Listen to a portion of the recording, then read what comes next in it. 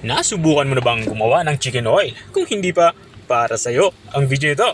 Dahil dito ay gagawa tayo ng napakasarap na chicken oil. Na pwede mo din tong iulam. Simulan natin ating paluluto. Sa isang malinis na kawali, ilalagay natin itong mahigit 1 kilong chicken skin.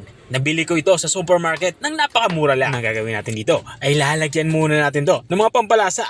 Naglalagay nga ako dito ng isang bugkos na lemongrass o tanglad. At nilagyan ko na nito ang pinitpit na bawang. At dito naman sa parte ito, nilalagyan ko ito black pepper or pamintang durog. At lalagyan na din natin ito ng asin at kaunting magic sarap para may lasa na. Para mas mabango ang lulutuin nating chicken oil, maglalagay ako dito ng dahon ng laurel saka ko ito tatakpan. At hahayaan lang natin ito kumulo mga 3 minuto. At makalipas ka ng 3 minuto ay binuksan ko muna ito. Dito naman sa parte ito ay hahaluin ko lang muna ito. Dahil ginagawa natin ito para hindi dumikit itong ating nilulutong chicken skin dito sa ating kawali. Tuloy-tuloy lang tayo sa pagluluto at tatakpan ko muna ito matapos kong mahalo ng maigi. Take note, yung ating apoy dito ay nasa katamtaman lang o medium heat lang. Binuksan ko nga ulit ito makalipas ng 5 minuto.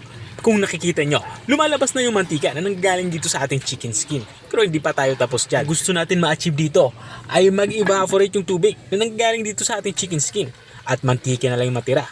Makalipas nga ng 10 minuto na tuloy-tuloy na pagluluto ay nakuha ko na yung gusto kong mayari. Kung nakikita nyo, halos naging chicharon na yung ating chicken skin. At ang ganda na ng kulay niya. Mantika na lang yung natitira din dahil nag-evaporate na nga yung tubig na nanggagaling dito sa ating chicken skin. At napakalutong na nga nitong ating chicken skin. Kaya naman, pwede na natin itong hanguin.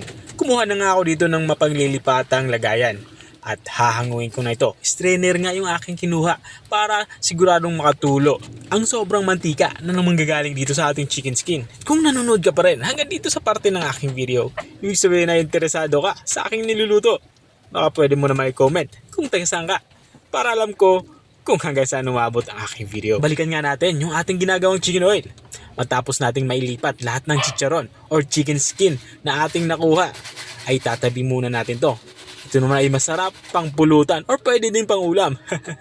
At kapag chicken oil ang pinag-uusapan, usually ang kulay nito ay kulay yellow. Kaya naman kumuha na ako dito ng atsuete or annatto seed. Gagawin lang natin dito ay piprituhin lang natin tong ating annatto seed para lumabas yung kulay nito katulad ng ginagawa ko.